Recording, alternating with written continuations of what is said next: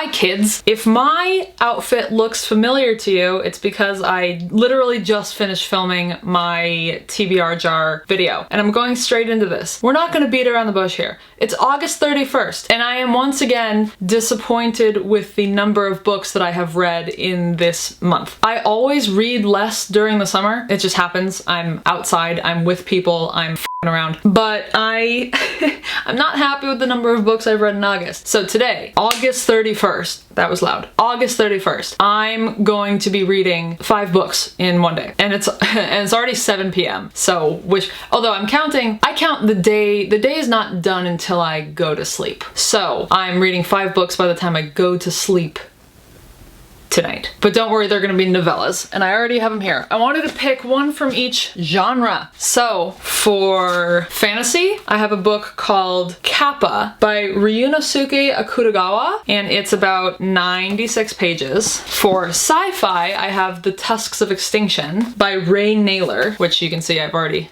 started this one. And this is about 101 pages. For horror, I have An Excellent Host by Chelsea G. Summers, which is about 69 pages. For general fiction, I have Miss Ice Sandwich by Miyako Kawakami, which is about 96 pages. For a fifth, to make it an odd number, I don't like even numbers, I have a book of poetry called Teaching My Mother How to Give Birth by Worcestershire. That one's only like 33 pages, 35 pages. Altogether, this is 399 pages that I'm going to read through the evening before I go to sleep so that I can increase my numbers, so I can pad my numbers for this month. Is it cheating? No, it's not cheating. I'm reading these books before the end of the month, so it's not cheating. It is a little sus, but it's not cheating. I've already started with The Tusks of Extinction. I'm 2 chapters in. I have so many bookmarks, but I'm just using pieces of trash, literal pieces of trash, as bookmarks. So I'm 2 chapters in, and Tusks of Extinction, it's difficult to read, but not because it's bad. This is a book about a doctor who is an expert in elephant behavior who was brutally murdered trying to defend the world's last elephants for the ivory trade. Now her digitized consciousness has been downloaded into the mind of a mammoth. Using old DNA, they brought mammoths back from extinction. Her consciousness is downloaded into the mind of a mammoth, and she has to try and use the advantages of having all of the knowledge she gained during her human life to try and make sure that the poachers don't get to these mammoths. And just in the first 2 chapters, there is very graphic imagery about poaching. If you don't know what poaching is, it's people who illegally go into game reserves or areas where you are not supposed to be hunting, and they hunt these animals, usually for money. It happens in real life, if you don't know. It happens a lot in reserves in Africa. This is very dear to my heart. When I was 19, I went to South Africa and I worked with an anti-poaching unit. I was volunteering. Literally the coolest thing I've ever done. I was volunteering with an anti-poaching unit, and we would get up before the ass crack of dawn and we would track poachers, and we would follow herds of animals to make sure that everyone was okay and that no one had been killed and all of this stuff. So very close to my heart, heartbreaking to read these graphic descriptions of the remnants of what poachers have left behind. And like I said, I'm only 2 chapters in, I'm only 14 pages in, so that's all that I have so far. I know that this is going to be tough to go through, but it does feel like a very important text. I'll update you later with less high quality footage off the vlog camera. Okay, see ya.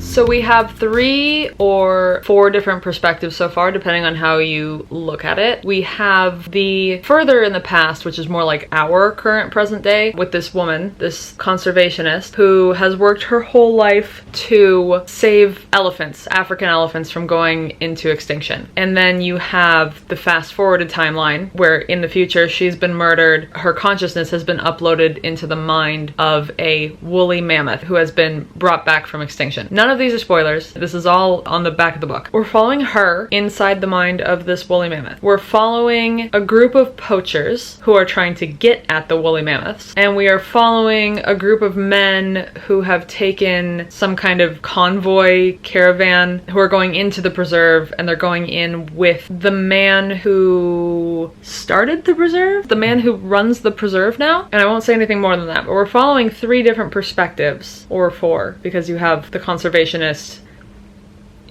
in the past as a human and then now as a mammoth. And it's clear that everyone's gonna come together at some point. All three of these perspectives, we're gonna meet at some pinnacle in this novella, and something's gonna come of it. Something. Don't know what yet, but something is gonna come of it. There's a lot of unfortunately relevant quotes in here right now. This doctor, when she was a human, when she was alive in her human body, she calls it a war against elephants, what the poachers are doing. And she says she called it a war because that was the word she thought might get people's attention. And she called it a war because just like every war, it existed only for the people it was happening to. Everywhere else, it could be ignored. People were certain that no matter what the problem was, it could not touch them. People were certain someone else would fix it if they even thought of the war at all. Does that sound familiar? They talk about something, I think it's really cool. There's something in real life. Hold on.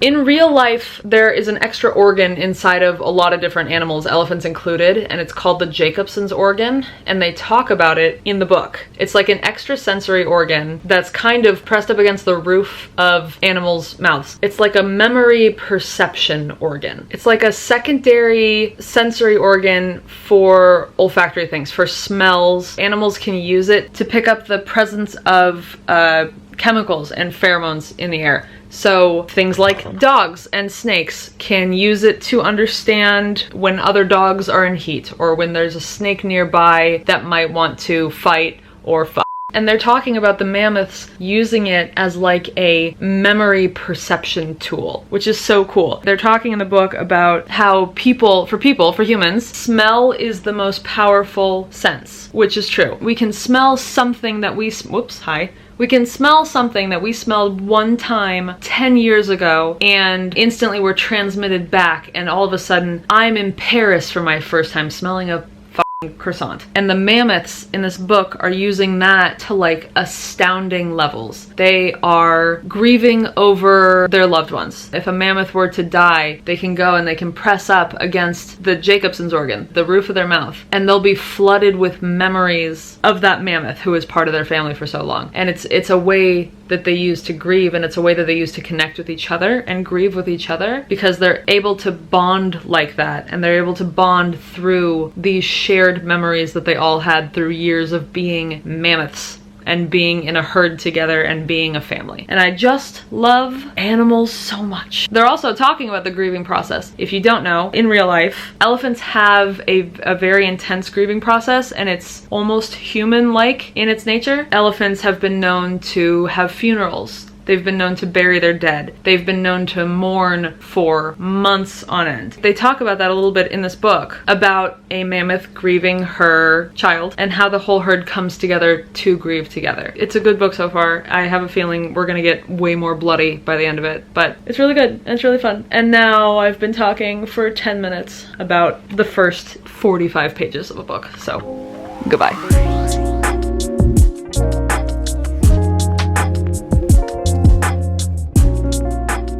Okay, we're done with the first one. This book is so anti-poaching, so anti-hunting, and rightfully so. Poachers. And at the base of it, it's part beautiful, bloody revenge story and part... Oh, thank you so much.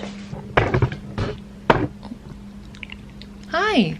She was kissing me on my hand. So part mammoth revenge story and part not what we could look forward to, because we don't want to look forward to what's in this book. Part scathing attack on humans.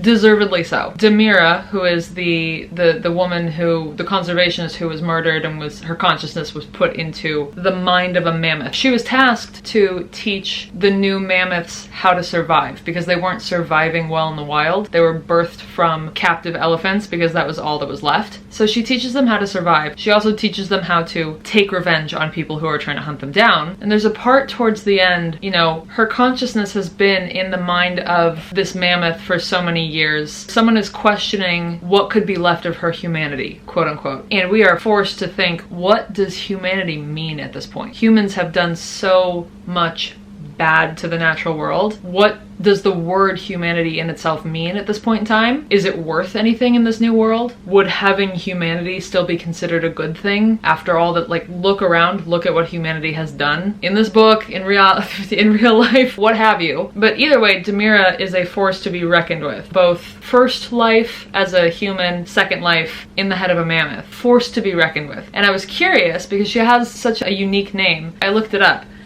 Well, hold on, I'm gonna keep holding this up. Someone called me out on a video for not holding the book up for longer, so here is your book. But I looked up her name, and in Arabic, Demira means long live the world. And in Russian, it means persistent. So it was just the most perfectly chosen name for her because she's spent both iterations of her life doing absolutely everything she can to help the world live longer. She has persisted in helping make long live the world a reality. I thought this was great. I don't know if had a good time reading it is correct, but it feels like it was very important. And I'm probably gonna wind up at a 4.5?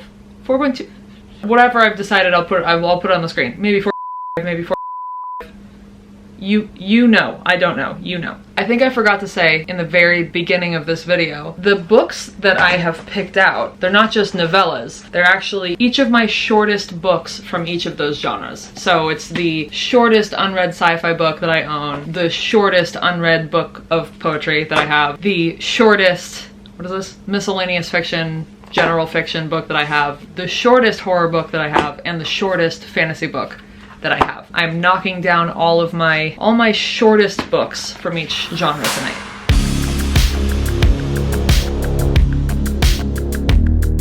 I had to come into the guest room to get comfier, so excuse the horrifying lighting, but here's Egg.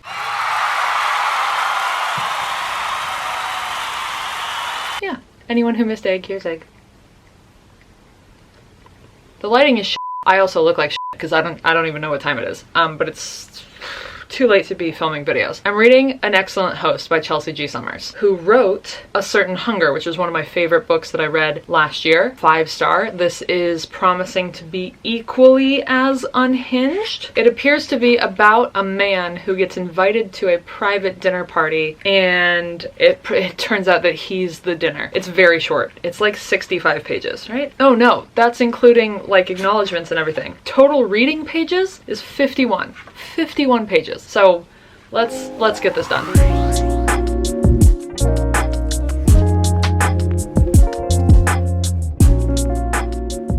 Just like A Certain Hunger, An Excellent Host was about, how do I even say any of this without spoiling? It was only 51 pages long. It's about women. It's about women who are horny and hungry. I think that's all I can say. Women are horny and hungry. They find a man who wants to come to a dinner party with them. The night doesn't turn out the way that the man thinks the night is going to turn out.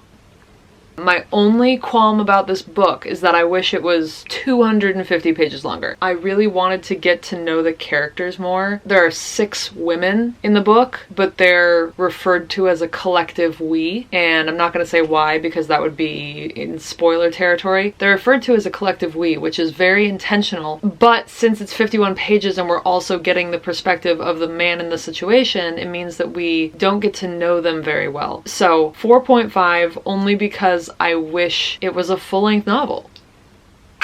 And I can't wait to see what Chelsea G. Summers writes next. She's only written this and A Certain Hunger, so I really hope that more is coming.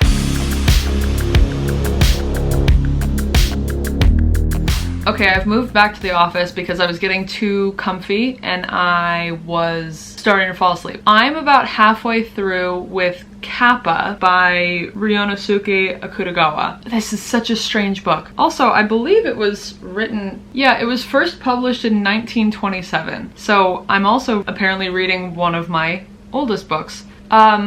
It's a story that a man is recounting, quote unquote, he's a madman in a Japanese lunatic asylum. And he recounts this story. He was out hiking and he finds a mythological creature called a kappa, and he follows it and falls down a hole, Alice in Wonderland style. And he winds up living in Kappa land for, so far I think it's months. It is such a strange little book. So far, all we have gotten is explanations of Kappa life, of day-to-day Kappa life, their politics, the way that they live. I think the reason I'm finding it so strange is that we are in a Wonderland type of world with creatures that look like this, and most of what we're getting is the relationships between male and female Kappas and politics. And there's a female Kappa who tries to murder her husband to collect life insurance. We're in this fantastical land and we're talking about life insurance and workers' rights and birth control. It also makes me wish that I knew more about Japanese politics from 100 years ago. You know, I know the basics. I know what we're taught in history class, but I don't know some of the specifics of what they're talking about when they compare Japanese life to Kappa life. Such a strange little book. Anyway, it's really late and I still have 1.5 books plus a little book of poetry left to go. So this is just turning into like a late night chaos vlog at this point, but whatever, I'm gonna keep going.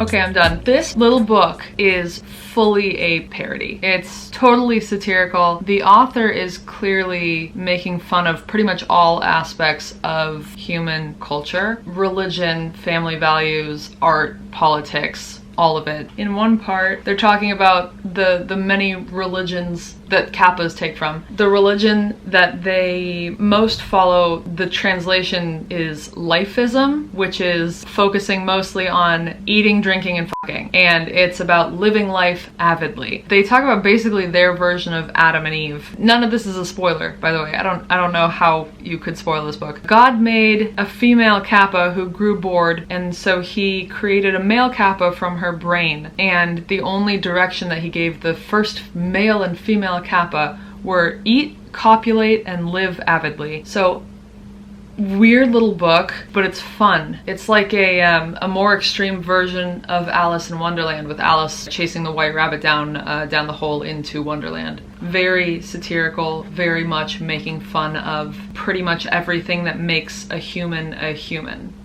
or what we think makes a human a human. Okay, next one. Oh, good girl.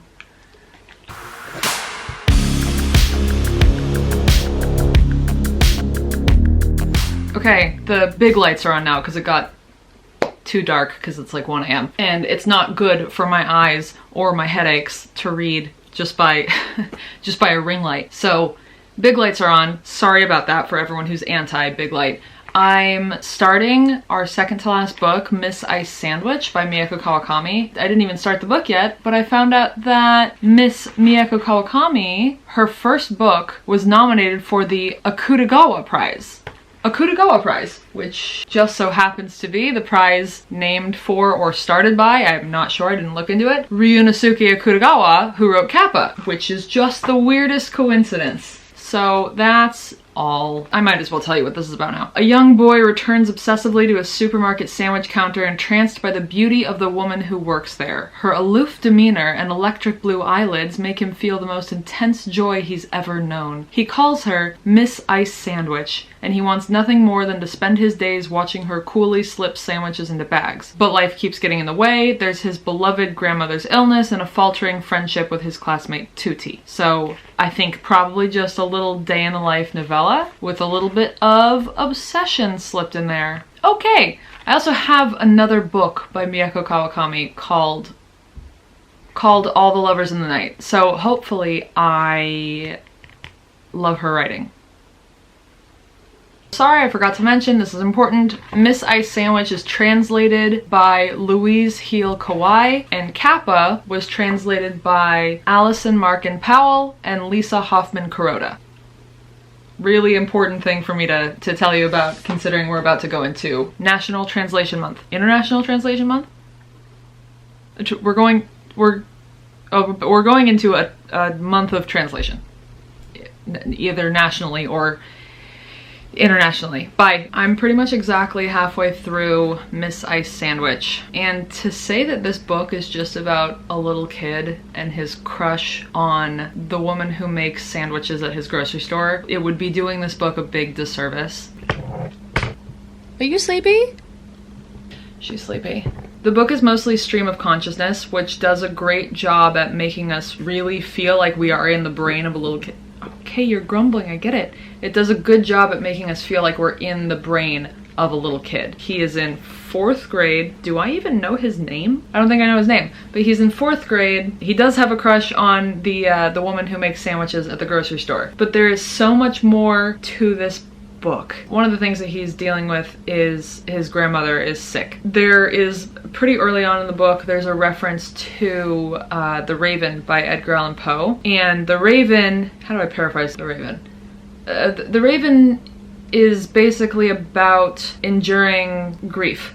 And it's about the grief that you go through when you lose someone who you love and the struggle to get through that. And it's a direct reference to the Raven saying nevermore. That reference in there makes me feel like I know at some point what's gonna happen with that part of the story. But us being in the mind of this little kid is making me think about things that I haven't thought about since I was a kid. It's going through his stream of consciousness throughout the day about what little kids think about, what they deem important, the thought processes. And it's also making me wish that I had kept like a detailed diary throughout my childhood so I could go back and review my thought processes, because I wish that I could go back into my child brain and know what I was thinking. But I'm basically halfway through, and I just got, it's page 50 if anyone happens to own this book. Page 50, we just went through a little brain monologue and it's breaking my heart. I can say this, it's not a spoiler. I can talk about this, I think. He's thinking about his grandmother's probably impending death. And the way that he thinks about it is unfortunately the kind of rumination that I have around the thought of death and time passing in that way. And it's hitting way too close right now. And he's talking about all the different versions of grandma that he's known. He's known this grandma, sick grandma, and then there was also healthy grandma who would pick him up from school and who would help him with his homework and who would talk to him about the various things in his life. And he's sitting there all of probably, how old are you in 4th grade? He's probably 9, maybe? Is that right? Parents, sound off in the comments. Is 4th grade 9 years old? He's probably 9, and he's thinking to himself, which is the real grandma? The grandma I have in my memories of her being healthy, of her talking to me, of her doing all these activities with me, of picking me up from school? Or is this the real grandma? Her laying here sick, unable to talk, unable to move, waiting for death. Which version of her is the real grandma? And he keeps ruminating on it. Grandma's still here. It's not like she's already died or anything, so why do I keep thinking this way? And let me tell you, as someone with verified and previously medicated OCD, this is reminding me a lot of some of the thought processes that I have, and the way that I think about things that I've heard is not normal to think about things. And this isn't the first time. Maybe I'm out of pocket with this one. I'm kind of thinking that we are seeing a little kid who has some OCD tendencies coming out. So, you know, me and this kid are brothers. We're brain brothers. And that's what I have so far. That's the first half of the book. This one I had to like pop in for a little chat because page 50 of this book just broke my brain a little bit, and now I'm trying not to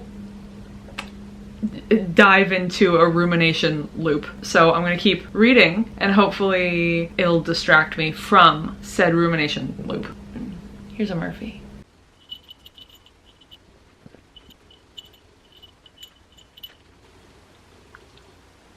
Okay, I finished Miss Ice Sandwich and I think it's gonna get a 4. This is a short, sweet little book about childhood and leaving real childhood. Like childhood. What am I saying? What does that mean? It's about moving your way through childhood and losing the innocent part of you that just floats through the world thinking that everything is fine. And it's about finding out that the world can actually be a dark place and that bad things happen. There are some heartbreaking parts in here, and there are some really uplifting parts in here, and overall I think that Miyako Kawakami is a really, really talented person, especially at putting herself into the mind of a child and being able to recall those memories and how it feels to be going through that weird period of time where you don't really know your place and you don't always know what's expected of you and what you're supposed to be doing in any given situation, how you're supposed to be reacting to things, how you're supposed to respond to certain things. And I'm now really excited to, at some point, read All the Lovers in the Night, which is right up there. So far we're doing really well. None of these, I really like novellas, but I have a hard time rating them because you get in and out so quickly. You spend very little time with the characters and with the story. So it feels hard to come up with ratings for these, but so far I've liked everything that I've read. There hasn't been anything that I'm disappointed in. And so now, the only thing that I need to read before I get to go to sleep is Teaching My Mother How to Give Birth by Warson Shire, which is a very small collection of poetry. So, wish me luck.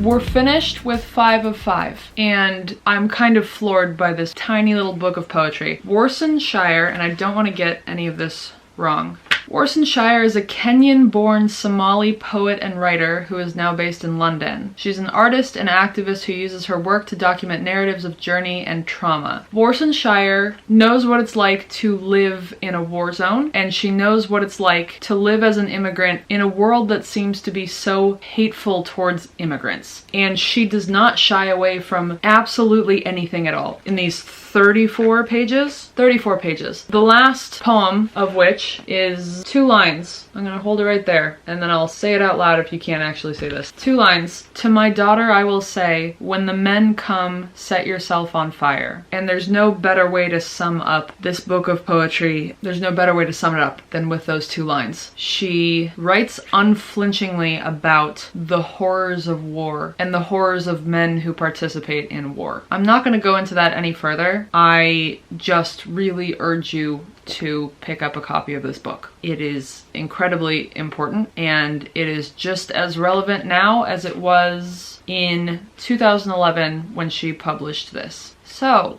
that's 5 for 5. 5 out of 5 books read in one night to get my numbers up. Hold on, I'll switch to the big camera for the wrap up. One last thing, some of the poems, especially in the first half of the book, are also about sensuality and what it means to be in control of your sensuality in a body, in a country, in a culture that disapproves of you having a sense of sensuality or sexuality, and the joys that sensuality can bring you, especially if you are in a world that is engulfed in war. The end. Big camera. Okay. Big camera activated. So, I just finished reading, what order did I read these in? Oh, right. I just finished reading 5 books, 5 novellas in one night in order to pad my reading numbers for the month of August because I'm sick of my own shit. This was a success. This was very successful. I didn't read anything that I didn't like. I do love novellas. I love a fast-paced, short little story that really gets right to it. To go over them one last time, I read The Tusks of Extinction by Ray Naylor, which I gave a 4. I read An Excellent Host by Chelsea G. Summers, which I gave a 4.5. I read Kappa by Ryunosuke Akutagawa, which I gave a 3.75. I read Miss Ice Sandwich by Miyako Kawakami, which I gave a 4. And I read Teaching My Mother How to Give Birth by Warson Shire, which I gave a 5. And all together, that makes the shortest sci-fi book I owned, the shortest horror book I owned, the shortest fantasy book I owned, the shortest general or miscellaneous fiction book that I owned, and the shortest collection of poetry that I owned that were unread. And now it's 2:42 a.m. and I get to go to sleep. Thanks for joining me on our little late night chaos vlog. I appreciate you being here. This was a very last minute decision for me to do this, so If this doesn't seem like a very well put together or thought out video, it's because it's not. It wasn't. It was not well put together, and it was not well thought out. It was actually not thought out at all. I just decided to do it earlier today and then did it. So hopefully you had fun. At the very least, I hope you had fun. At the very least, actually, I hope you didn't hate it. That's like the lowest. I'm yapping. Okay. That's it. I'm gonna go to sleep. If you can hear me, if you can read the subtitles, thank you so much for being here. I hope I see you again very soon. And I love ya. Bye.